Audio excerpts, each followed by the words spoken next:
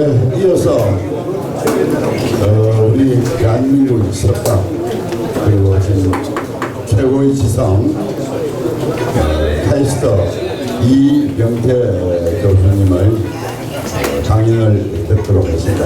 우리 이병태 교수님 모시겠습니다. 박수해 주십시오.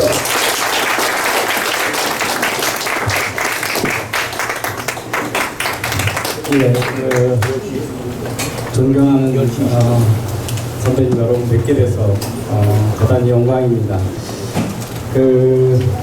아까 전희경 의원께서 지나간 역사 이런 거를 단추해 주셨는데 전희경 의원이나 저보다는 지나간 역사를 더 잘하시는 분들이 여기 계셨고 산업화 이전의 세월 또 6.25 때 또는 산업화의 주역들이 여기 다 계시기 때문에 한참 후배인 제가 그 역사를 반복하는 것은 그렇게 의미 있는가고 생각되지 않습니다. 여기 계신 분들은 다 그 역사인식을 제대로 갖고 계신 분들이기 때문에 저는 왜 우리 사회에 여기 계신 여러분들이 분노하고 여러분만 분노하는 게 아니라 젊은이들도 좌절하고 우리나라에 희망이 없다고 그러고 그리고 대한민국에 대해서 자조적으로 되고 그렇게 부정적으로 인식하고 있는가 하는 점에 대해서 먼저 생각을 해보도록 하겠습니다.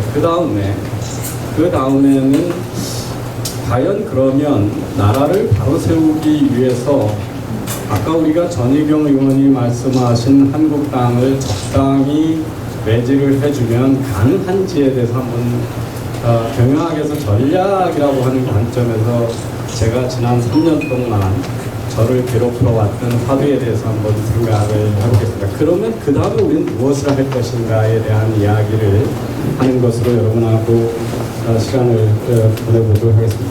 문정부의 경제정책은 제가 시작하기 전부터 선거 공약대로 하면 문재인발 고난의 행군이 온다고 그랬고 이것은 다른 나라에도 사회 민주주의라든지 민주사회주의 같은 유럽의 복지국가가 있지만 문정부가 지향하는 것은 그런 사회주의도 아니고 베네수엘라성 질 나쁜 사회주의이기 때문에 국민을 전부 국가에 기생하는 의존형 노예로 만들 가능성이 크다는 이야기를 했고 예상대로 진행되고 있기 때문에 안타깝고 한심스럽습니다.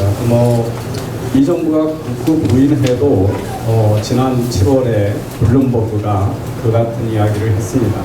한때 전 세계에서 가장 야성이 있고 탄력 있던 대한민국 경제가 지난 2년에 문재인의 사회주의적 실험에 의해서 이미 계집에 들어가 있는 짐승처럼 야성을 잃었다. 그래서 아시아에서 보면 지난 1년 사이에 화폐 가치가 가장 많이 떨어진 나라, 그리고 주가도 가장 많이 후퇴한 나라, 그리고 박근혜 대통령 때 GDP 대비 경상수지 흑자가 한 7.5%였는데 요즘은 4%대로 경상수지 폭이 우리 국가 경제에 비해서 반 이하로 떨어지고 있고 자본은 탈한국을 하고 있는 여러 가지 경제 문제가 그대로 고정되고 있습니다. 우리가 보통 위가 오면 내후외환이라는 말을 이야기를 많이 합니다. 경제 문제는 항상 외부적, 우리가 글로벌 경제에 편입되어 있기 때문에 외부적인 글로벌 요인에 의해서 좌우되는 것도 있고 내부의 정책 실패로 보는 이유가 있는데 그간 2018년 같은 경우에는 국제 경제 환경이 너무 좋았고 그것 때문에 문재인 정부의 내치의 실패가 덜 드러났었는데 금년에 들어서는 이제 확실히 드러나고 있고 저는 내후 외환에서 내적인 정책 실패와 또 지금 세계 경제가 불황으로 치닫고 있다라고 하는 위협이 커지면서 그리고 한중 무역 갈등하고 미중 무역 갈등과 한일 무역 갈등이 겹쳐지면서 우리 경제가 상당한 위기로 빠져들고 있다라고 하는 데 대해서 자명이 큰 위기로 가고 있다 이런 말씀을 드리겠습니다. 우리 젊은이들은 대한민국을 한동안 헬조선이라고 했습니다. 그리고 재벌들의 독점에 의해서 흑수저, 수저는 흑수저고 금수저는 금수저로 계속 사는 불평등한 사회라고 자조해왔습니다. 그 자조적인 생각을 갖는 것들은 대부분 좌파들에 의해서 우리 사회를 계급적 대결로 몰고 가기 위한 거짓 통계의 결과였는데, 이번 조국 사태는 흑수저 내지는 수저 계급론을 더 젊은이들한테 강하게 인식시켜주는 그런 사태로, 이것도 또한 우리 사회를 보는 젊은이들의 시각이 훨씬 냉소적이고 부정적으로 갈 가능성이 큰 사태다, 이런 점에서 매우 불행한 일이라고 생각합니다. 세계적으로 세계 경제는 크게 판이 바뀔 때가 있습니다. 그 판이 바뀌는 과정에는 세계 경제가 전환기에는 크게 성장을 못합니다. 지금까지 오랫동안 이렇게 보면 80년대 한 10년 동안 세계 경제가 성장하지 못하고 정체기가 있었습니다. 이때가 언제냐 하면 바로 케인지안에 의한 정부의 시장 개입에서 대처와 레이건의 자유주의로 전환하는 그 직전에 큰 판의 전환의 계기가 있었습니다. 그동안 전환기에는 않게도 혼란이 있죠. 새로운 질서가 잡히니까. 그래서 한 10여 년간의 경제정책이 있고 나서 그 다음에 고도 성장을 계속했어요. 왜? 자유가 커졌으니까 성장이 지속됐죠. 그러다가 95년서부터 2000년 초에 이 닷컴이라는 게 오면서 디지털 경제의 신경제에 의해서 한 10년간의 또 큰 정체기가 있었습니다. 그때가 아버지 부시 집권 때였고, 그 경제의 불황에 반사 이익을 받고 등장했던 사람이 아주 작은 주의 주지사였던 클린턴 대통령입니다. 그래서 이코노미 스투핏, 바보야 경제가 중요해, 이런 이야기를 만들어냈던 전환기가 있었습니다. 그 80년대 그때는 우리나라는 고도 성장 기업이기 때문에 패러다임의 전환에 큰 영향을 받지 않고 고도 성장을 했고, 2000년 그때는 우리는 97년에 외환위기라고 하는 예방주사를 받아서 미리 어려운 구조조정을 했기 때문에 그 전환기에 우리는 그때 IT 투자를 선도적으로 했고, 정보화를 했고, 벤처를 막 육성하고, 신용카드를 많이 쓰게끔 하면서 금융실명제가 많이 되고 신용사회로 전환하는 그런 구조조정을 했기 때문에 우리가 닷컴이 왔던 디지털 혁명에서 우리는 그 다음에 승기를 잡아서 오늘날 세계 시장을 휩쓸고 있는 삼성전자나 현대차나 LG전자 같은 회사들이 탄생을 했습니다.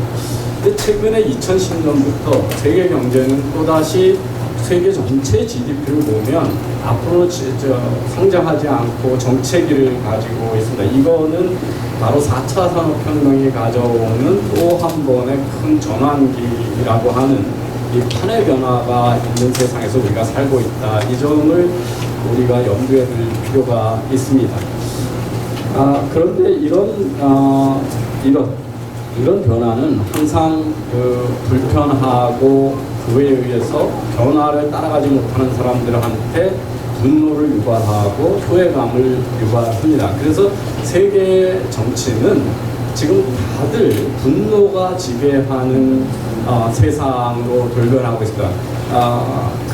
그런 현상을 분노의 시대라고 하는 책으로 얘기하고, 또 하나의 현상이 어떤 거냐면, 분노가 되면 이 분노한 군중들이 전과 달리 우리 SNS 세상이 되다 보니까 분노를 결집해서 그 전에 있던 특권층이라고 하는 사람들을 공격하기 시작을 합니다. 그래서 미국에서도 이것이 거대한 문화의 충돌이 일어나고 있다라고 하는 사회학자들의 진단이 있습니다.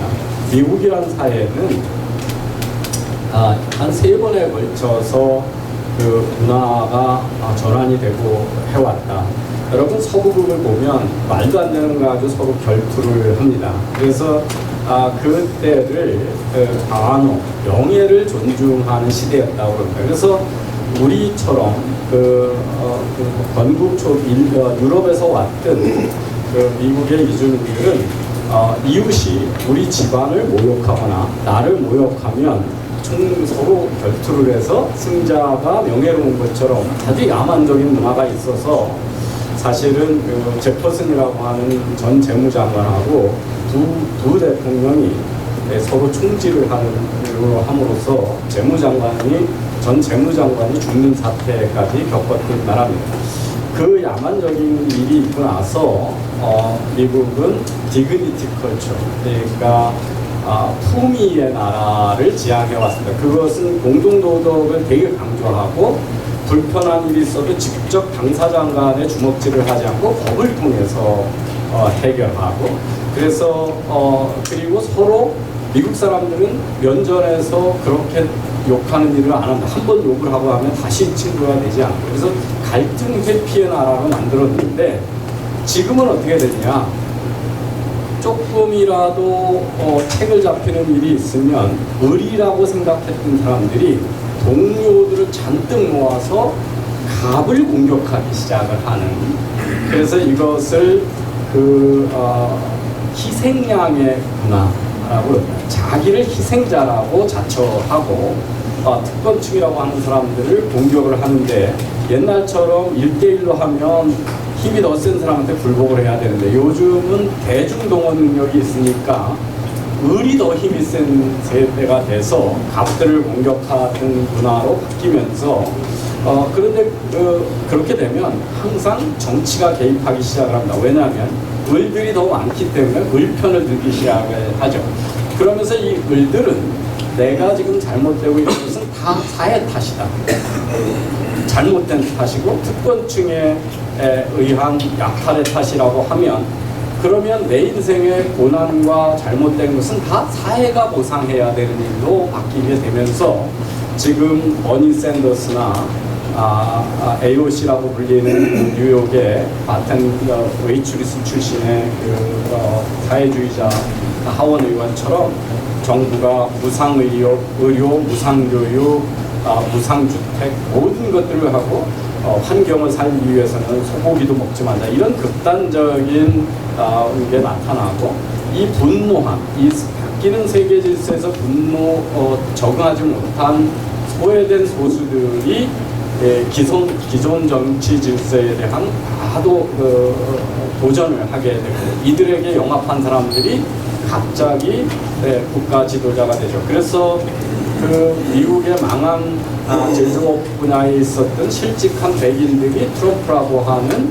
아주 기상천외한 대통령을 만들어냈고, 영국의 러스트벨트가 역시 이 영국이란 사회에 시리아 난민이 막 몰려오는 걸 보고 격분한 영국 사람들이 지금 3년째 영국을 EU에서 탈퇴하는 문제로 정치적 혼란기를 계속하고 있는 것들이 다 이런 분노의 시대에 사는 모습이다. 우리도 그렇습니다.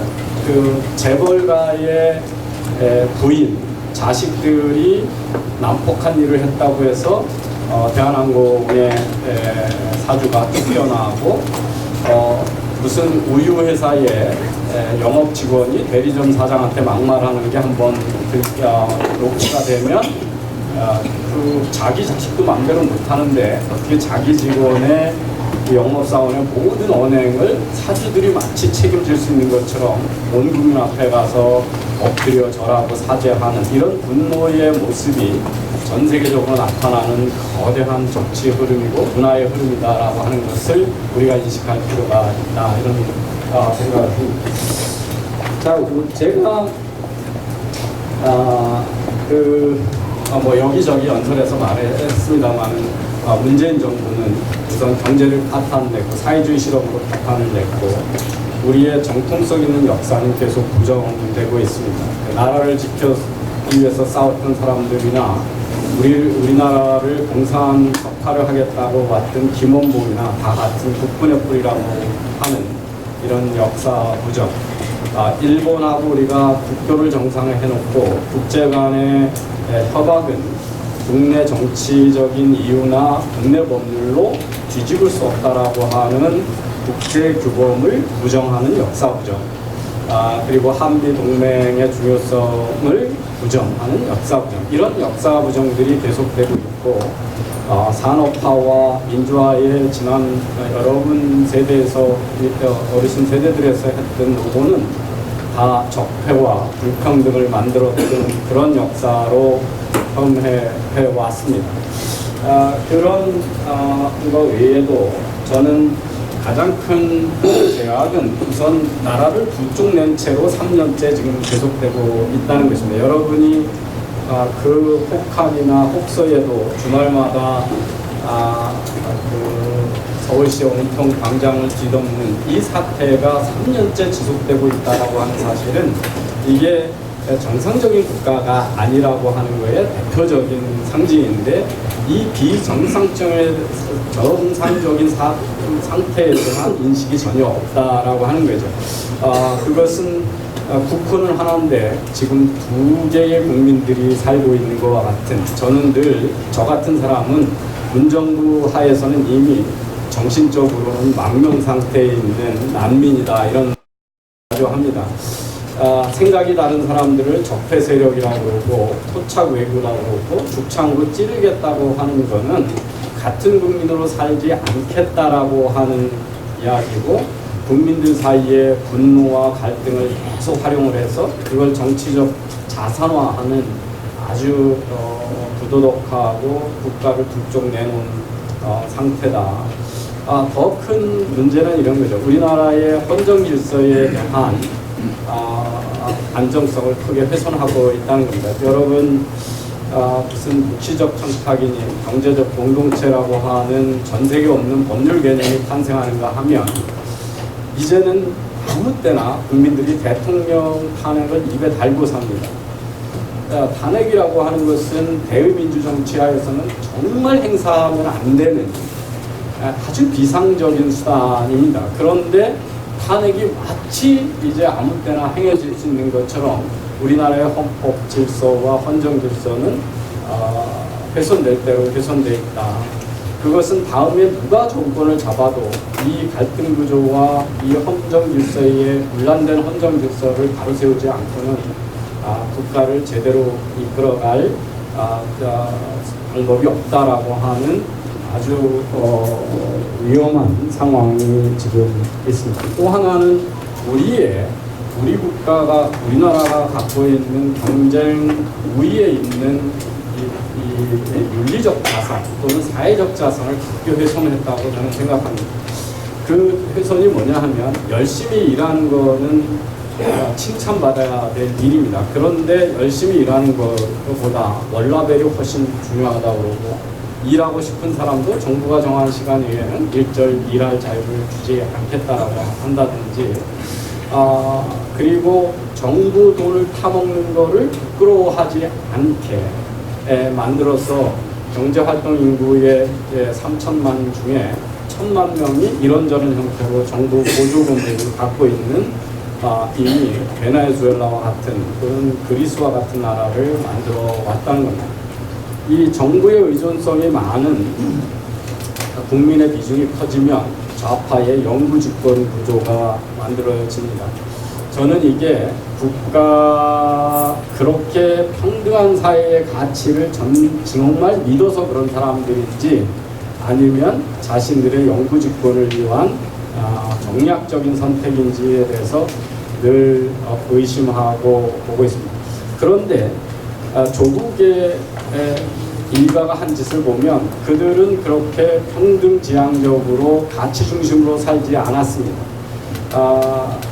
그 청와대 대변인으로 있으면서 대북 투자를 하고 숱한 위선을 보면, 이들이 가치지향적으로 평등지향적인 국가를 만들기보다는 국민을 가난하게 만들고 국가에 의존하는 노예로 만들면서 좌파의 영구집권의 토대를 만들고 있는 것이 아닌가, 이런 의심을 갖고, 그만큼 그것은 자유주의와 우파들에게는 크나큰 미래의 큰 도전이고 위협의 정치지형이 만들어지고 있다, 이런 인식을 갖고 있습니다.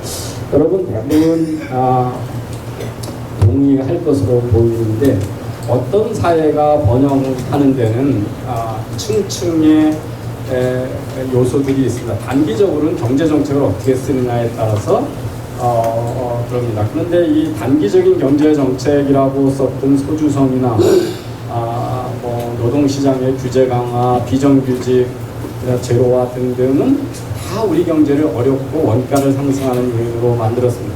그 단기적인 경제 정책보다 더 중요한 것은 제도입니다. 제도적인 안정성이죠. 즉 법치와 일관된 제도, 경제적 자유가 되게 중요한데 이 정부는 지난 2년 동안 한 나라의 경제 자유도를 재는 헤리티지 재단의 경제 자유도를 재는데 집권할 때 23위에서 2년 만에 금년 초에 29위로 우리나라의 경제 자유도를 후퇴시키고 있고, 지난 정권에서 합법이었던 게 이 정권 들어오니까 다 불법으로 자의적인 해석하는 일이 너무 많아졌습니다.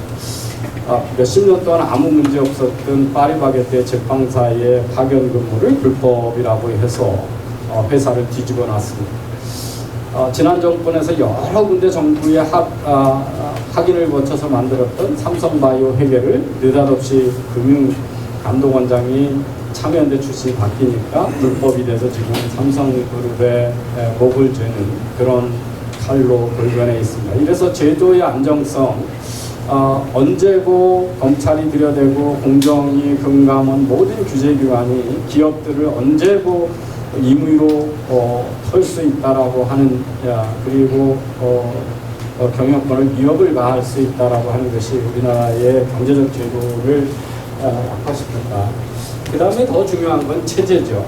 아까 전희경 의원이 말씀하셨고, 국가는 왜 실패하는가 해서 왜 남북한은 문화적으로 인종적으로 비슷한데 이렇게 큰 차이가 나냐. 한쪽은 자기 이익을 위해서 자유롭게 경제활동을 할 수 있는 자유경제체제를 채택한 남한과 그러지 못한 북한의 차이가 이 극명한, 그래서 왜 국가는 실패하라는 책에서 가장 많이 인용되는 사례가 남북한의 체제의 차이입니다.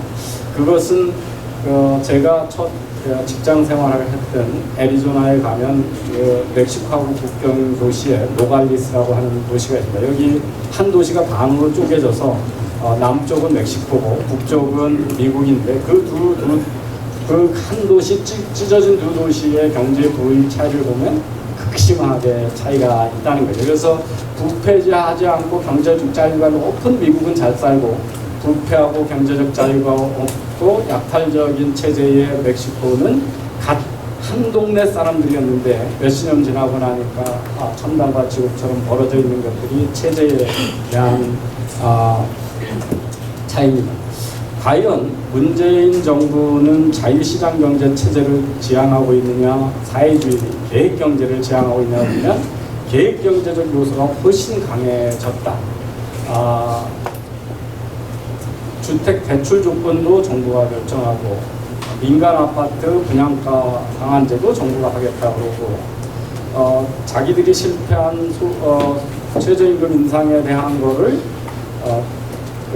신용카드 회사의 카드 수수료를 강제로 인하시킴으로써 덮으려고 하고, 대학은 등록금에 대한 자율권이 없어진 지는 벌써 10년이 훨씬 넘었습니다. 그래서 모든 면에서 이 대학은 요새, 저는 카이스트에 있으면서 얼마나 한심하냐면, 내일 한 일주일짜리 알바 학생을 쓰기 위해서도 한 달 전에 공고를 내야 되고, 시간 감사를 쓰고 뭐 하는 것도 다 공고를 내서 그것도 블라인드 채용을 해라고 해서 교수를 학력을 가리고 학벌을 가리고 교수를 뽑으라는 전 세계에 없는 나라를 만들어 왔습니다. 그것이 그보다 더 위험한 것은 이거죠. 일본하고를 배척하고 북한하고 협력하면 세계 6대 경제대국이 된다라고 하는 이야기입니다. 판문점에 만나서 북한에 가서 김정은이한테 USB로 줬다는 소위 H 프로젝트는 국회에 아무런 동의도 구하지 않고 우리가 100조 이상을 북한에 투자해 주겠다라고 하는 경협 제안이었습니다. 그 100조라는 돈에 대한 이 정부는 돈에 대한 개념이 없으니까 남의 거 돈 쓸 때는 아껴 쓸 리가 없는 거고요. 그래서 그렇지만 전 세계 인류 역사상 계획 경제와 경제 자유가 없는 전체주의 하에서 경제 번영이 이루어진 적이 없습니다. 공산주의를 포기한 동독이 서독과 통합하고 나서도 지난 28년 동안 90년에 됐기 때문에 28년간 서독이 동독의 경제 수준을 올리기 위해서 투자한 돈이 약 3,000조입니다. 그럼에도 불구하고 동독의 소득 수준은 아직 서독의 80%에 이르지 못하고 있습니다. 그런데 서독이 동독을 지원할 수 있는 능력하고 남한이 북한을 지원할 수 있는 능력에는 너무 큰 차이가 있습니다. 통독 당시에 서독과 동독은 1인당 국민소득 차이가 2만 불 대 1만 불이었습니다. 2대 1입니다. 그런데 남한과 북한은 24대 1입니다. 그러니까 동독은 조금 못 사는 동생인데 여기는 완전 거지고 북한의 경제 크기는 강남구 경제 크기의 3분의 2입니다. 그러니까 서울에 있는 구의 크기도 안 되는 거예요. 그래서 우리가 2% 성장하면 1년에 40조가 늘어나는데 북한 경제가 36조 정도 되는 거예요. 그러니까 우리는 매년 북한 경제보다 더 큰 부가 늘어나는 체제입니다. 그래서 북한이 붙어봐야 그냥 아무 표시도 안 나고 수천조가 들어가요. 그 경제 규모의 그 수준의 차이도 있지만 인구의 차이가 큰 문제가 됩니다. 서독은 6,600만이었고 통일 당시에 동독은 1,800만밖에 안 됐습니다. 그러니까 4명이 1명을 지원하는 체제입니다. 우리는 2명이 1명을 지원해야 되는 체제입니다. 그리고 동독은 통독이 될 때 이미 자동차를 만들던 나라고 사회 인프라가 다 갖춰진 나라였습니다. 그리고 동독은 북쪽은 대부분 평지고 남부 일부만 산악이 있는 나라입니다. 그런데 북한은 동독보다 국토가 1.2배 정도 크고 다 산악이고 도로도 철도로 제대로 된 게 하나도 없습니다. 그걸 다 해주려면 우리가 짊어져야 될 경제. 근데 더 중요한 문제는 뭐냐면 북한은 시장 경제나 자유민주주의를 채택하지 않았다는 거예요. 경제 원조로 어떤 나라가 잘 살 수 있다면 스스로 잘 살 수 있는 체제를 채택하지 않고 잘 살 수 있다면 그 남미나 아프리카에 못 사는 나라가 하나도 없죠. 예, 그렇습니다. 그리고 원조를 받아서 선진국이 된 한국을 기적이라고 얘기할 이유도 없죠. 원조해주면 다 잘 사니까. 그런데 그 수많은 150개 이상 2차 대전 후에 신생 국가한테 선진국이 수많은 원조를 해줬어도 그거를 치고 올라온 나라들이 몇 개 없기 때문에 우리의 경제 발전을 기적이라고 그러고 세계사적인 유례가 없는 성공 사례가 되는 거죠. 그래서 북한이 베트남이 잘사가 된 것도 개방을 한 걸 하고 중국이 잘생각이 된 것도 등수평에 의해서 79년에 개방 경제를 채택했기 때문이기 때문에 북한이 개방 경제와 시장 민주주의를 채택하지 않고는 1,000조 아니라 10,000조를 때려놓고 희망은 없습니다. 우리는 그럴 능력도 없고요. 그런 체제에서 과연 우리는 이 정도는 어떤 생각을 갖고 있는지 남한의 체제를 북한 체제와 동일화하려고 하는 것들이 최근의 움직임이 아니지 체제에 대한 회의를 크게 가져갔다는 것이 더 근본적인 문제라고 생각을 합니다.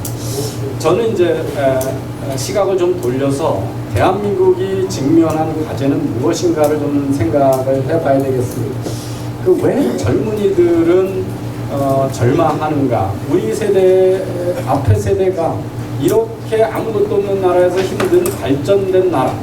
저들은 툭하면 가서 스타벅스 점심가보다 비싼 커피를 마시고 툭하면 배낭여행을 가고 아이폰을 쓰고 1년에 한 번씩 100만 원이 넘는 스마트폰을 구매하는 이 세대가 왜 그렇게 대한민국을 부정적으로 생각하고 절망적으로 생각하는지에 대한 이야기를 이해를 해야 한다고 생각합니다. 여기 계신 모든 분들은 과거 우리를 발전시켰던 역사와 국가 정체성과 기반을 지켜야 된다. 안보를 지켜야 되고 자유민주주의 시장경제를 지켜야 되고 법치주의를 지켜야 된다라고 하는 데서는 다 동의를 하시고 그 문제에 대해서는 여러분 너무 열심히 해와셨기 때문에 아무 정말 존경과 함께 부족함이 없다고 생각합니다.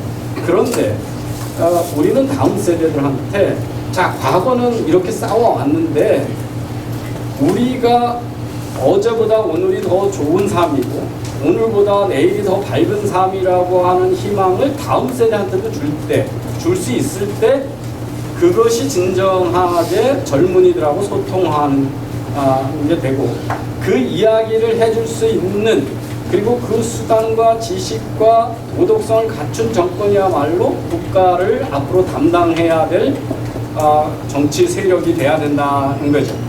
그런데 우리는 지금 과거에 전부 매몰되어 있습니다. 과거 이야기에 대해서는 저는 이론이 하나도 여기 계신 분하고 하나의 이론도 없다고 생각합니다. 문제는 지금 한국당에 대해서 저는 비판적 지지 내지는 조금 갖고 있는 이유 중에 하나가 지금의 보수 야당이라고 하는 정치권이 과연 미래의 희망을 주는 도덕성과 전통성과 실력을 갖춘 세력들이냐, 가치관을 갖추고 있는 정치 세력이냐고 하는 데서 거대한 회의가 있다고 생각합니다. 자, 우리가 당면한 큰 문제는 여러 개가 있습니다. 왜 세상이 어렵냐면요. 80년대까지만 해도 전 세계 GDP의 65%를 선진국이 다 생산을 했습니다.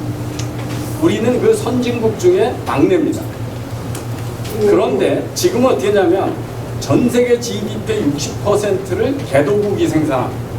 선진국의 비중이 40%로 줄었다. 완전히 역전됐습니다. 왜? 2000년이 되면서 2005년 사이에 중국, 러시아, 인도, 말레이시아, 베트남 모든 인구 대국이 글로벌 경제에 편입이 됐습니다. 중국의 경제가 워낙 크기 때문에 중국, 인도 이런 나라의 경제 규모를 따지니까 그들이 전 세계 GDP의 60%를 생산하는 세계에 됐습니다. 그러니까 2차 대전 후에는 미국이 혼자 생산하던 것을 그 다음에 프랑스, 독일, 일본이 조인했고 그 다음에 한국, 대만이 조인이 됐습니다. 여태까지만 해도 우리 전 세계의 물건을 제대로 만드는 나라가 10개 미만의 나라였거든요. 근데 지금 우리에 비해서 중국은 인구가 20배가 넘잖아요. 그들이 우리처럼 상당히 많은 물건을 잘 만드는 경쟁 대상으로 부상을 했다는 겁니다.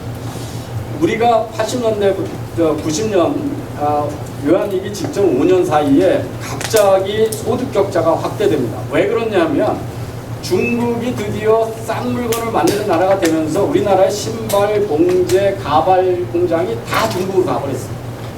거기서 일하던 교육 못 받았던 장년층이 어디로 갔냐면 다 자영업으로 전향을 해서 식당 종업원이 됐고 편의점 종업원이 됐고 그러면서 우리나라의 빈부격차가 확대됐습니다. 그게 바로 중국이 글로벌 경제에 들어오는 편입된 충격을 우리가 이미 IMF 이전에 받았고 그 충격이 사실은 누적된 것이 IMF의 큰 원인이 되기도 했습니다. 그런데 지금은 중국이 어느 걸 하고 있습니까? 우리가 제일 국제적 경쟁력을 가지고 있던 조선업을 먹기 시작을 했습니다. 금호 타이어가 중국에 팔렸습니다. 타이어 이제 중국이 우리보다 싸게 더 잘 만듭니다. 삼성전자가 TV를 만들면서 화웨이 LCD 판넬을 쓰고 있습니다. 그래서 전자도 따라왔습니다. 그래서 우리의 경제를 지탱했던 상당 부분의 중공업을 중국과 또 베트남이 생산을 하고 있습니다. 이 큰 변화 때문에 왜 미국의 러스트벨트는 어렵고 영국의 러스트벨트는 다 어려웠냐면 다 이런 글로벌 경쟁이 치열해진 세상의 변화가 되어 있는데 그 부분에 대한 대책은 우리가 훨씬 고도성 있는 산업으로 전향을 해야 되면 어마어마한 수월성 교육 투자가 이루어져야 되고 R&D 투자가 이루어져야 되고 그거보다 더 중요한 게 있습니다. 우리나라의 전체 일자리의 제조업이 차지하는 비중은 20% 미만으로 떨어졌습니다. 그런데 이 일자리는 앞으로 10% 미만으로 줄어들게 돼 있습니다. 우리는 피할 수 없습니다. 이 제조업의 일자리는 다른 나라는 다 그렇게 갔기 때문에. 그러면 청년들은 다 대학 나온 그들이 지금 대기업 제조업 일자리를 어디서 찾아야 되냐? 부가가치 높은 서비스 산업에서 찾아야 됩니다. 근데 그 서비스 산업이 딴 나라에서 뭐냐? 금융, 의료, 교육 이런 겁니다. 자원, 에너지 회사 이런 거예요.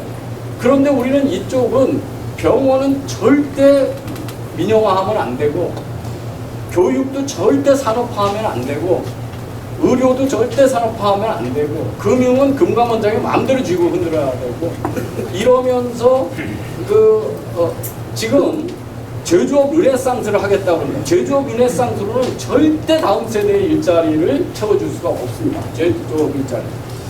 맥킨지의 최근 보고에 의하면 제조업 일자리가 피크가 되는 국민소득이 과거에는 12,500불까지 제조업 일자리가 늘어났다 그때부터 줄어든다고 했는데 최근에는 5,500불이면 제조업 일자리가 줄기 시작하는 세상으로 바뀌었다는 거예요. 왜 지금 중국이 지금 어려워하고 있냐면 중국이 만불 국가가 되면서 옆에 있는 3,800불 국가인 베트남한테 벌써 제조업 일자리를 잃고 있습니다. 그래서 그런 큰 변화에 대해서 지금 아무런 대응을 못하고 있다는 거고요. 그 다음에 지금 전 세계는 국가 총생산 GNI가 GDP보다 커지는 세상이 됐어요. 그게 뭔 얘기냐면 GDP는 국내 총생산이고 GNI는 국내와 국에서 벌어들이는 부를 다 합친 겁니다. 근데 80년, 90년대만 해도 대부분의 국가가 GDP가 GNI보다 컸습니다. 그게 뭐냐면 국내 총생산이고 선진국은 그 벌어들인 돈을 가지고 해외 가서 썼어요. 근데 지금 어떻게 하냐면 해외에서 훨씬 돈을 많이 벌어와요. 국내보다. 그러니까 삼성전자는 국내 매출액 비중이 극히 적잖아요. 전 세계에다가 1년에 2억 5천만 대의 휴대폰을 팝니다. 그러니까 해외에서 벌어오는 돈이 많은데 그 해외 경제에 참여 못하는 사람들은 사실 거꾸로 얘기하면 국내의 생산 인력은 일자리가 계속 없어졌다. 거기에 참여하는 사람하고 참여하지 못하는 사람하고는 어마어마한 부의 격차를 겪는 세상이 됐다는 거예요. 그래서 글로벌 경쟁력이 어마어마하게 중요한 세상이 됐고 젊은이들이 글로벌 시장에서 경쟁력을 가져야 됩니다. BTS처럼 이제 다 영어를 잘해야 되고 BTS가 영어를 못하는 그룹이었다면 UN 가서 연설을 못하고 미국의 나이트쇼에 가서 인터뷰를 못하는 그룹이라면 영어 한국을 막 섞어서 하지 못하는 그룹이라면 성공할 수가 없습니다. 손흥민 요새 LPGA 선수들도 다 인터뷰 잘하고 그러잖아요. 네, 저는 지금 카이스트 교수의 유일한 제 자랑거리가 뭐냐면 지난 3년 동안 제가 배출한 박사들이 영국하고 미국의 정교수로 다 직수출돼서 갔습니다.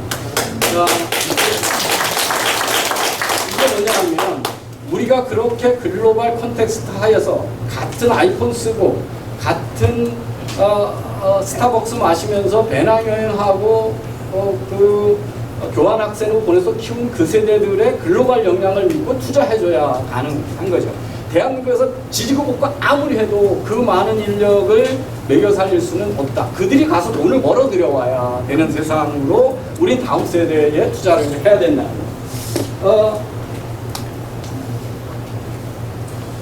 제가 또 하나는 우리나라의 진짜 중요한 위기는 뭐냐면 인구 구성의 변화입니다. 여러분 다 잘 아시잖아요.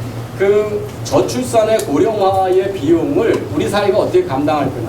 일본의 잃어버린 30년의 가장 큰 원인은 바로 인구 구성의 고령화입니다. 그런데 우리의 고령화 속도는 일본보다 훨씬 빠른데 일본만큼 아직 우리는 산업화 경력이 짧기 때문에 일본 사람이 가진 것만큼 경제적 부를 축적하지 못하고 있습니다.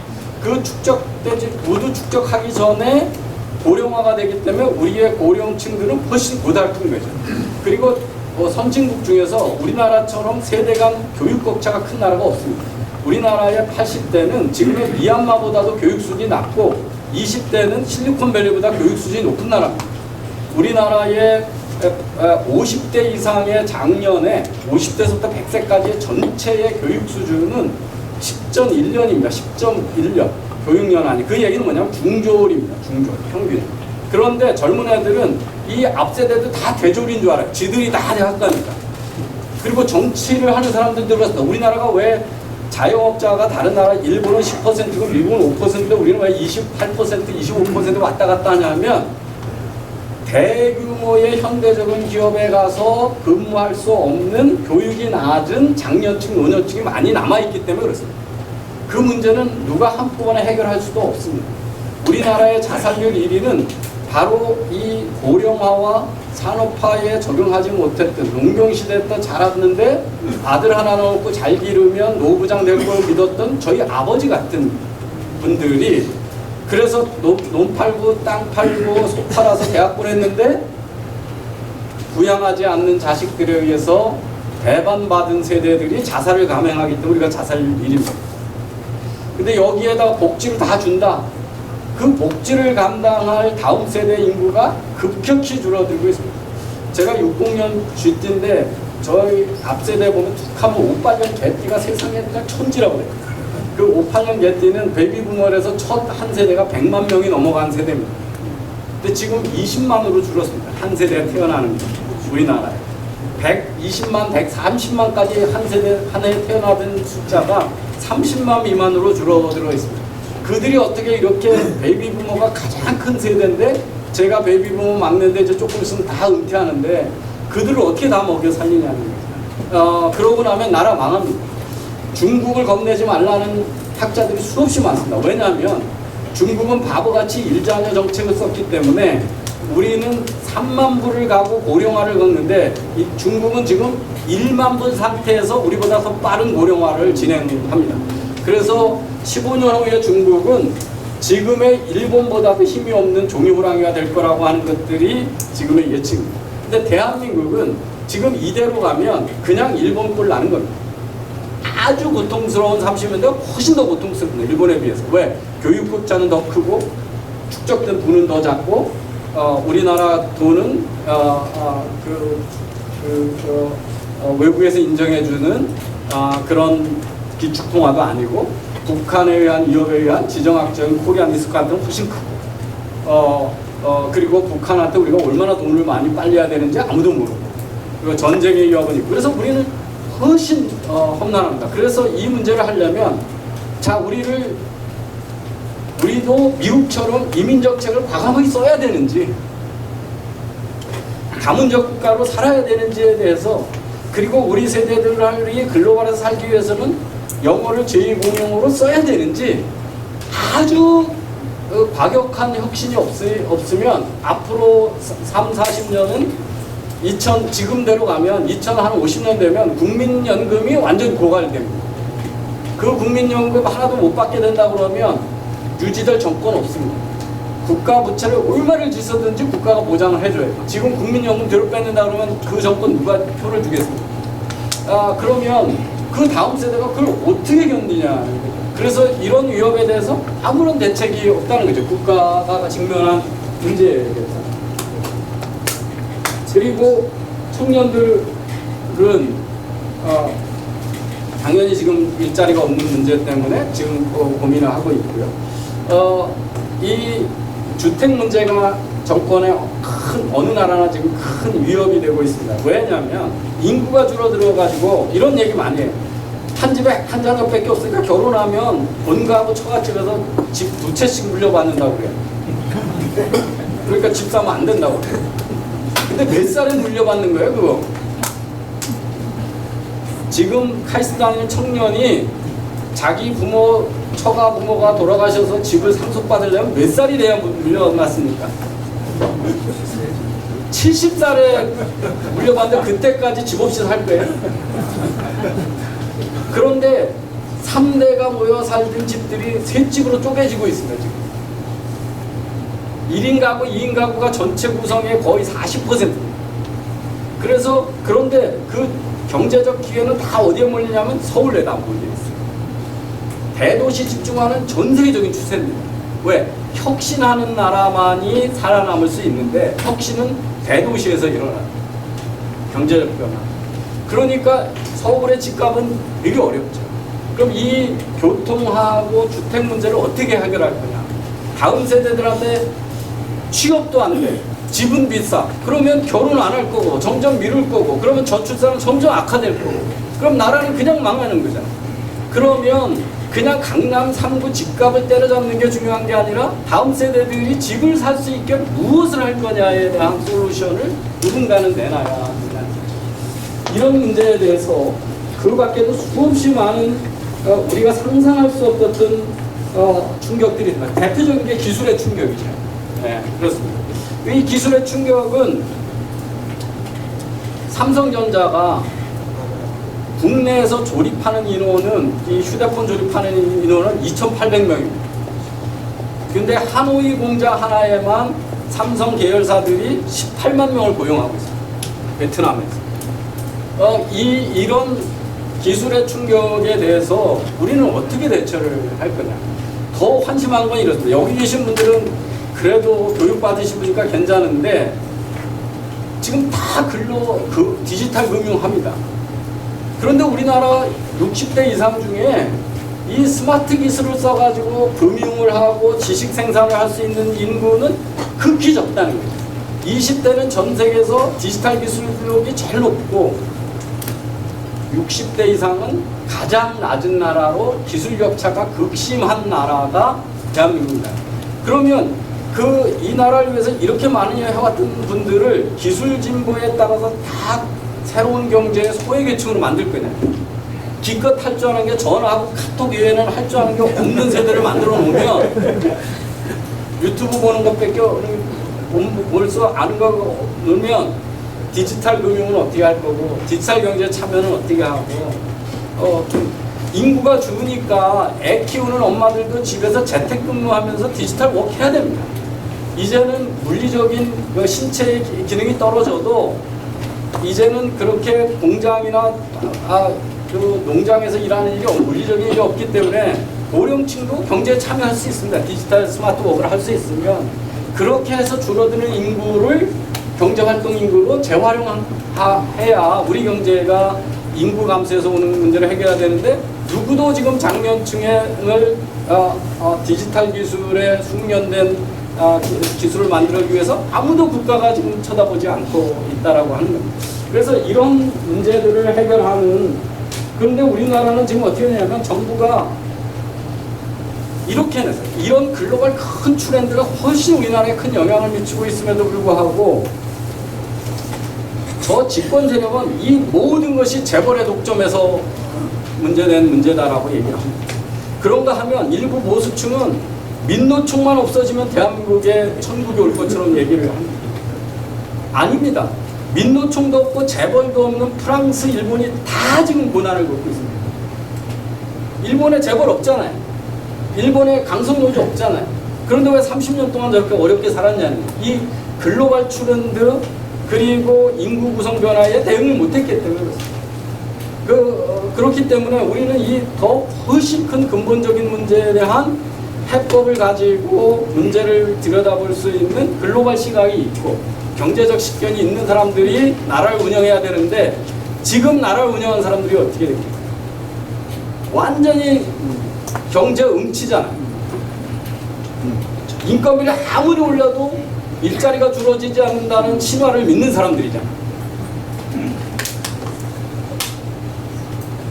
부품을 아무리 비싸 저는 이제 여러분이 해왔던 운동의 에너지가 대한민국 미래를 위해서 무엇이 돼야 되는지에 대해서 한번 좀 생각해 보도록 하겠습니다. 어떤 기업이나 단체가 성과를 이루려면 전략적 목표가 분명해야 됩니다. 저는 태극기 집회하는 모임에 가끔은 가서 몇 번 물었습니다. 당신들이 하려고 하는 거가 탄핵 무효냐? 아직도 탄핵 무효냐? 아니면 대한민국의 자유민주주의와 시장경제를 지키려고 하는 그리고 안보를 지키겠다는 정체성, 국가의 정체성을 수호하겠다는 게 목표냐? 정권을 탈환하겠다는 게 목표입니다. 달아내고 와서 박근혜 대통령을 사면하겠다는 게 목표입니다. 이 세 가지 목표가 다냐, 그 중에 어느 거냐 하는 합의가 있느냐 하는 거예요. 컨센서스가 있느냐. 태극기 집회 일부, 특히 지금 우리공화당이라고 하는 쪽은 탄핵 무효를 주장하고 있습니다. 다른 쪽은 많이 생각이 다르죠. 그래서 전략적 목표가 합의되지 않았기 때문에 서로 반목하고 있습니다. 그리고 전략적 목표가 여러 개 있으면 그걸 순차적으로 달성할 수 있는 것에 대한 우선순위를 정해야 되는 게 마땅한 일입니다. 두 번째는 전략적 목표가 있으면 전략적 목표가 있으면 전략이 있어야 돼요. 전술이 있어야 돼요. 전술을 어떻게 할 거냐. 왜 미디어들이 태극기 주말 집회를 보도 안 해주냐고 맨날 그러세요. 근데 저는 거꾸로 매주 하는데 뉴스성이 있냐? 아니 지난주에 20만 모였는데 이번 주에 200만이 모였다면 뉴스성이 있어요. 지난주는 이거가 되겠는데 이번 주는 이거로 했는데 그게 국민들 반영을 일으키면 뉴스성이 있어요. 홍콩은 왜 뉴스가 되느냐 이거죠. 한국은 왜 뉴스가 안 되고. 지난주는 노인들만 왔는데 넥타이 부대가 다 몰려 나왔다. 그게 87년 직선 투쟁 때 청년이 몰려 나왔다. 그럼 뉴스성이 있어요. 저는 정말 안타깝습니다. 뭐냐면 이 어마어마한 에너지가 그냥 일상이 되어버린 거죠. 일상이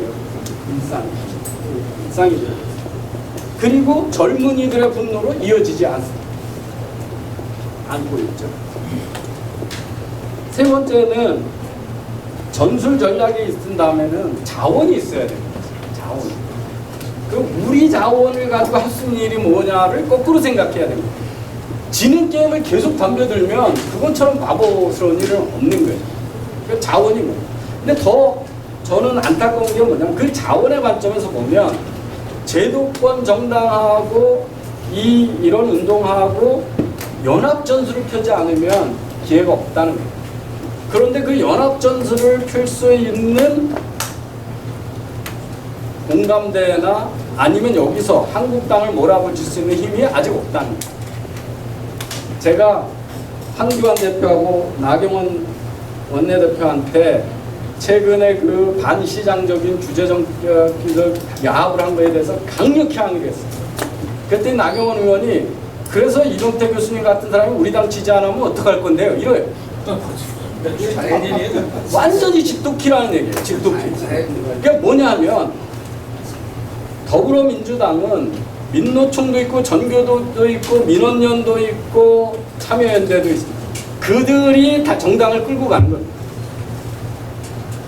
그런데 한국당은 저 경북의 완전 경북하고 강남 3구의 표 그거 자리 노리는 사람들 외에는 없습니다. 여러분은 보수정권 가져올 거 가지고 목을 외치죠. 저들은 다음번 국회의원 재선 외에는 아무런 관심이 없습니다. 그리고 독점입니다. 독점은 웰빙으로 갈 수밖에 없어요. 경쟁이 없잖아요. 경쟁이 없죠. 그래서 주저하는 겁니다. 그 자기가 지금 힘을 없는 에너지까지 폭발시켜서 정권을 가져오겠다는 게 아니라 괜히 태극기 부대 옆에 가가지고 극우라는 소리 들어가지고 중도표 하나라도 잃을 거 그 상태에서 지금 3년이 지속되고 있는 거예요. 그러니까 어떻게 하든 이 고교연합 같은 데서 세를 모아가지고 한국당을 훨씬 강하게 압박할 수 있을 때 그런 지도자를 세울 수 있을 때 문제가 될 거라고 생각합니다.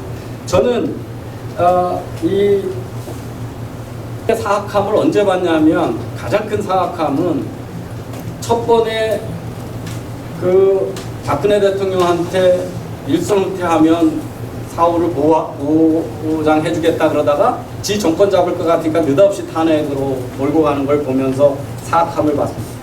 미국 보세요. 닉슨이 분명한 범죄를 저질렀어도 정치 지도자였으니까 그 헌정 질서를 안정화시키기 위해서 자 좋다 네가 사임하면 우리가 사면해 줄게 이렇게 해서 국가를 위기에 빠뜨리지 않았던 게 정치 지도자들이 국가를 위해서 선택했어야 될 일이 아무리 국민이 탄핵을 원했어도 이 안보의 위험이 있고 한번 탄핵되면 대통령제라고 하는 게 끊임없이 흔들리는 광장 민주주의로 가고 인민민주주의로 갈 위험을 알았다면 국가를 위해서 그 3, 4개월 못 참아줍니까? 임기 1년도 안 남았는데 임기 채워주고 나서 그냥 아무 일도 하지 말고 있다가 정상적으로 정권 선거에서 투표해서 이기면 안 됩니까? 아니면 자진 사퇴하고 사면해주는 걸 정치주들이 합의하면 안 됩니까? 저는 탄핵이 근본적으로 잘못된 탄핵이라고 믿지만 국민이 그걸 원했다 그러면 적어도 정치 지도자들이라면 국익을 앞세웠어야 되는데 정파적 이익을 앞세워서 아주 사악한 인간이라고 악마성, 사탄성을 저는 그때 봤습니다. 그래서 지금 우리는 뭘 해야 되냐? 저는 통합 절대 안 된다고 생각합니다. 지금 구조에서 야권 통합 안 됩니다. 그리고 황교안 혼자 있다고 표 안 주는데 거기 원효룡 붙고 유승민 붙고 안철수 붙으면 표 더 줄 것 같습니까? 지금도 야당한테 표를 줄 것 같으면 황교안 하나한테도 다 줍니다. 그런데 안 주잖아요. 왜? 아까도 얘기했지. 무능한 놈하고 사악한 놈 사이의 선택을 지금 젊은 세대한테 강요하고 중도파한테 강요하고 있는 겁니다. 그냥 미운 놈들이에요. 미운 놈들이고 사악한 놈이고 반성할 줄 모르는 놈들이에요. 저는 이 공부 안 한 386 세대에 국제 감각 전혀 없고 경제 모르고 국제구분 모르고 미래 세대 고민 안 하고 옛날에 운동했던 민주화운동, 노동운동 했던 거가 훈장이 돼서 영원히 울거먹는 이 세력들을 쫓아내지 않고는 대한민국의 미래가 없다. 그러면 어떻게 했냐? 저는 보수 자유주의에 의한 정치 혁신이 우선이라고 생각합니다. 지금 우리가 들고 가는 것은 통합 안 됩니다. 지금 제가 여러 새벽당 이런 그냥 소수 정당의 지도자들 다 만나봤어요. 다 속마음은 권역별 비례대표제 되기 때문에 그 지역은 어떤 쪽에서 2등 해가지고 비례대표 몇 석 주워먹겠다는 다 거지들이에요. 그 거지들이 그 통포물을 포기하고 통합 안 합니다. 안철수는 중도표 자기가 가져올 수 있다고 생각하고 새벽당은 2030표 가져올 수 있다고 생각하고 우리 공화당은 경상도표 가져올 수 있다고 생각하고 전라도당은 전라동에서 2등 해가지고 권역별 대표 몇 석씩 주워먹겠다고 하고 있기 때문에 저는 그 나경원 원내대표가 그렇게 나가서 장애 투쟁해놓고는 정치 투기의 위원장을 차지하지도 못하고 다시 기어 들어간 게 뭔 생각을 가지고 들어갔는지 저는 도저히 이해가 안 돼요. 그 전술적 실패에 대해서. 그래서 저는 늦더라도 이제는 전문가들이 나라를 리드하는 테크노크라프트 중심의 전문가, 국제적 시각을 갖고 제대로 상식선에서 생각할 수 있는 인간들이 정치를 주도하는 세력으로 판가리를 해야 된다고 생각합니다. 그리고 그런 판가리가 되도록 기존 야당들을 압박하는 일에 나서서 저는 통합을 주장하기 전에 혁신을 먼저 주장을 해야 된다는 생각을 갖고 있습니다. 그리고 그것은 분명하게 여러분이 주장하는 국가의 정체성 플러스 자유를 확대해서 미래 세대에게 희망을 주는 아젠다를 갖춘 세력들이 돼야지 그냥 정치공학적인 양압으로 국민한테 새로운 희망을 줄 수도 없고 서로 집권해도 저 세력들은 이미 압도적으로 당선된 정권을 흔들어서 무너뜨려본 경험이 있고 이번 정권 하에서 훨씬 힘이 세졌습니다. 민노총은 강해졌고 전교조도 늘었고 언론은 다 저들의 장악됐고 그렇게 됐습니다. 그런 상태에서 집권해봐야 그 국민들한테 대중적 호소력이 있는 지도자가 나오지 않는 그런 비전을 제시하지 않는 정권은 가봐야 또다시 이명박 박근혜 정부의 실패를 반복할 거고 더 빨리 무너질 거라고 하는 위기의식을 갖고 있습니다. 그래서 그런 정치 혁신을 하는데 저도 약간의 그 위력을 더하는 것이 이 나라를 살아가는 그리고 제 누나는 저보다 머리가 훨씬 좋았지만 산업화되기 전에 저보다 4살 많다는 이유로 국민학교 졸업하고 여공으로 갔었고 남의 집에 가서 생활을 했습니다. 저는 우리 여러분 세대가 산업화를 성공했다는 그 하나 때문에 중학교를 갈 기회가 있었고 고등교육을 받을 수도 있었습니다. 그것이 그리고 저는 미국에서도 텍사스 대학이 주는 풀 펠로우십으로 스칼라십으로 공부를 했습니다. 그래서 아주 럭키하고 아주 은총을 많이 받은 혜택을 많이 받은 세대로서 그리고 제가 한국에 들어올 때 IMF 끝나고 몇 년 후였는데 제 자식들을 끌고 들어오면서 제가 이게 잘하는 선택인지에 대해서 끊임없이 고민을 해왔습니다. 그래서 제 자식들한테 내가 너희들을 끌고 들어온 것이 천추한이고 잘못됐다고 용서를 빌지 않기 위해서는 그들이 희망이 갖는 나라를 지켜주고 만들어주는 게 제가 이 칼스 교수로서 마지막 사회해야 될 기여라고 저는 생각을 합니다. 그래서 저는 다음 주에 자유와 희망의 나라 세우기라고 하는 운동단체를 만들어서 지금까지는 그냥 시민단체로 행동하는 자유시민의 그 투쟁력을 독려하는 운동을 좀 해봤고 경제지식 네트워크를 통해서 젊은이들한테 시장경제 중요성을 계속 유튜브로 교육하는 일을 해왔지만 이제는 내년 4월이 대한민국의 앞으로 50년의 운명을 좌우할 거라는 걸 믿고 그 보수 야당의 정치 혁신이 돼서 다음 세대가 희망을 갖는 압력을 가하는 일에 한번 신명을 맞춰보겠다 그렇게 시작을 해서 9월 9일 날 프레스센터에서 자유와 희망의 나라 세우기 추진 운동본부 추진 첫 행사를 시작합니다. 많이 도와주셔서 여러분이 걱정하시는 나라 다 함께 구출할 수 있도록 도와주시면 고맙겠습니다. 감사합니다.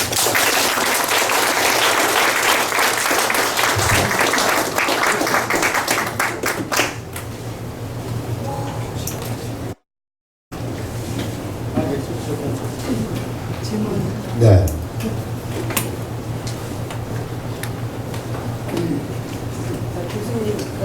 교수님 말씀 잘 들었습니다. 저는 자유한국당의 마포울 당협위원장입니다.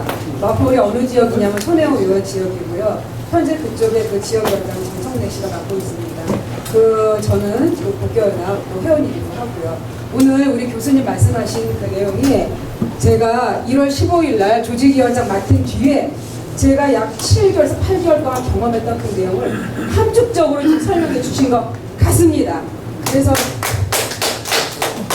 제가 자유한국당에 소속되어 있는 그 사람으로서 우리가 어르신들이 너무나 자세히도 알고 계실 것 같고 또 교수님께서 또 충분히 설명을 하셨기 때문에 그 정치 혁신이 얼마만큼 중요한지는 제가 부연 설명을 하지 않겠습니다. 다만 여기서 두 가지만 제가 교수님께 부탁을 드립니다. 제가 1월 달에 저희 마포울 지역에서 조직위원장을 맡아서 내려갔습니다. 그때 제일 처음 들은 얘기가 한 달도 못 버틸 거라는 그런 얘기를 들었습니다. 왜?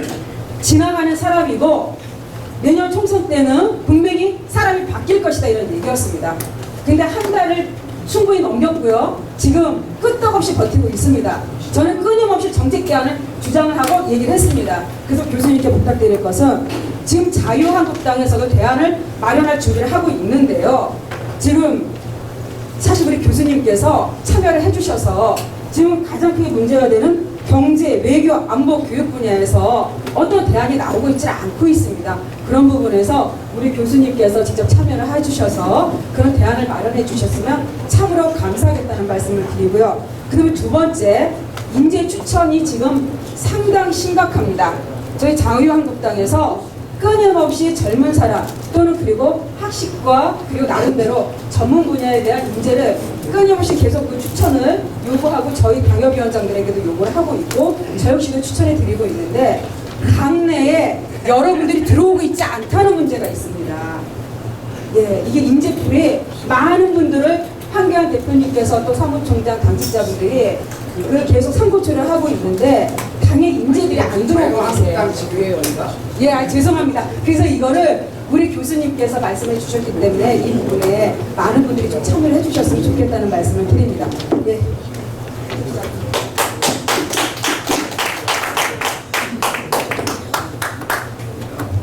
질문 한 가지 더 받고 한꺼번에 답변하는 순서를 하겠습니다. 그 시간 관계상 질문, 지금 우리 영 교수님 마지막 질문으로 저는 뵙겠습니다. 인사 말씀 지혜하고 자, 본론을 보도록 하겠습니다. 자, 그러면은 이 교수님이 지금 구상하시는 정치 세력이 될지 아니면 무슨 어떤 어드바이서 세력이 될지 모르겠습니다만 그 지금 앞으로 정당까지 합배할 수 있는 그런 걸로 구상하시는 겁니까? 아니면 자유한국당에 조언을 하고 기초를 주는 그런 데서 끝나실 겁니까? 그거 알고 싶고요. 두 번째로는 만일에 정치 투자가 없이는 혁신도 어렵다고 생각합니다. 그러면 뭐 이런 얘기를 엿드는 것이 적절한지 모르겠습니다만 대답을 할 수 있는지 모르겠습니다만 지금 이 교수님 보기에는 지금 있는 자유한국당의 지도자 가운데 누가 적합할 것인지 아니면 다른 사람들 적합하지 않으면 바깥에서 어떤 사람이 있을 건지 대안이 있어야지 개혁도 하고 혁신도 하고 하거든요. 그래서 지도자 없이는 그게 어렵다고 생각하기 때문에 이 두 가지 여쭤봤습니다. 저는 황교안 대표한테도 비슷한 부탁을 많이 받았고 저는 한국당이고 어느 당이고 시장 경제나 문재인 정부의 경제에 무슨 문제점이 있는지 어떻게 공격해야 되는지 자문을 구할 때 저는 한 번도 거절함이 없이 가서 이야기를 해왔습니다. 그리고 누구보다도 강한 어조로 문재인 정부의 경제 문제점을 외쳐왔고요. 그런데 제가 그 한국당의 큰 착오가 뭐냐 하면 인재를 왜 영입 못하냐에 대한 이해가 없다는 거예요. 그러니까 들어갈 수가 없는 거죠. 왜 들어갈 수가 없냐면 결국은 좋은 인재들은 집권 가능성이 있어야 들어가요. 선거에서 이길 수 있는 가능성이 있을 때 들어가요. 그런데 그 정책 이런 거 가지고 많이 얘기해요. 근데 정치는 메시지도 중요하지만 그보다 더 중요한 게 메신저입니다. 누가 얘기를 하느냐는 거죠. 누가 얘기를 하고 그 얘기가 국민들한테 울림이 있어야 돼요.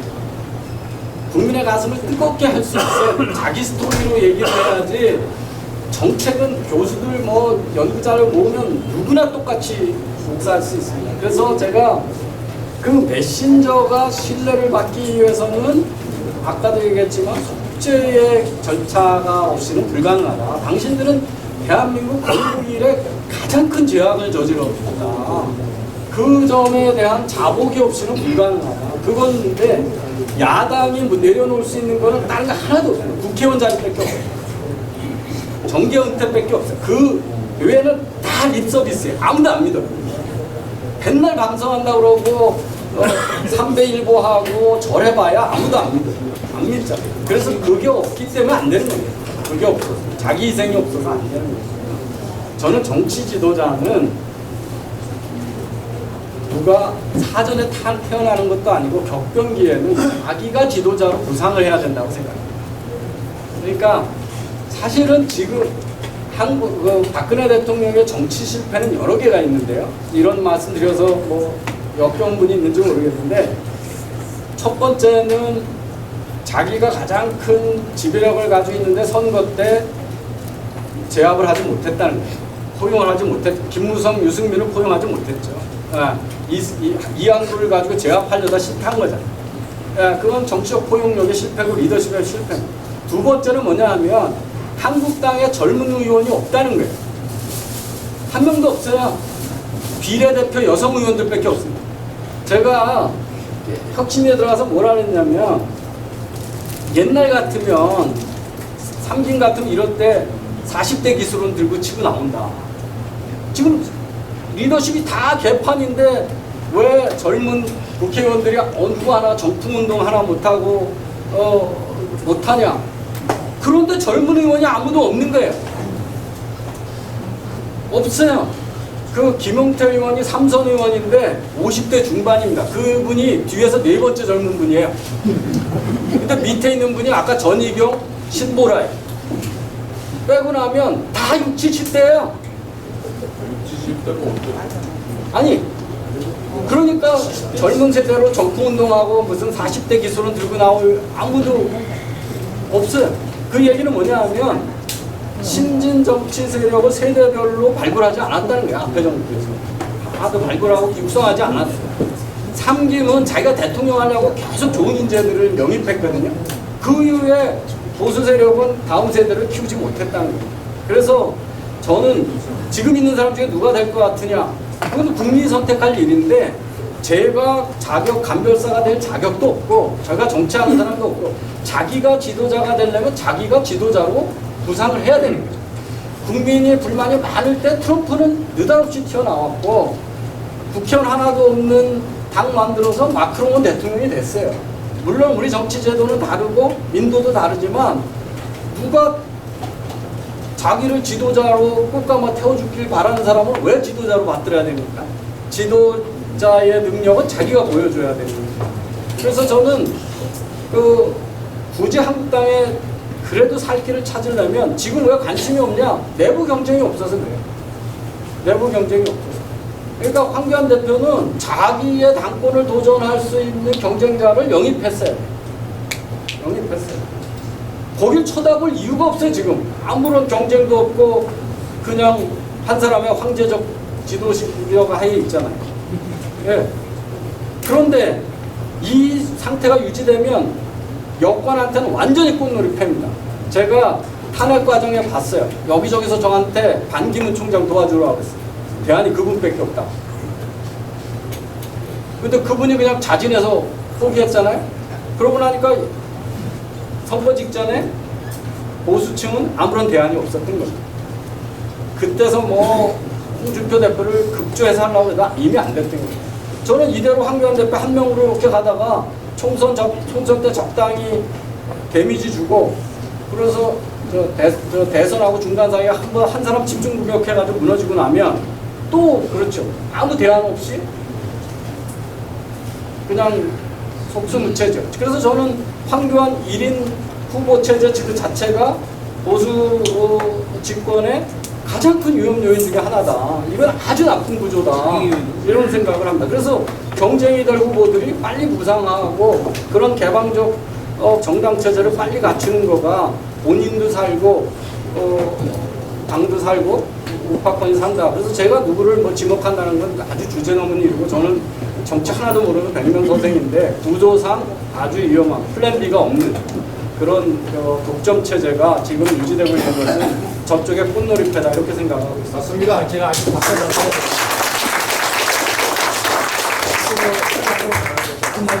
플레이어를 꿈꾸시는 건지 아니면 어드바이서로 만족하시는지. 저는 아까 한국당이 경쟁의 압력을 느끼게 만드는 조직화하는데 하도 사람이 없다 그러니까 이가 깃발 들어서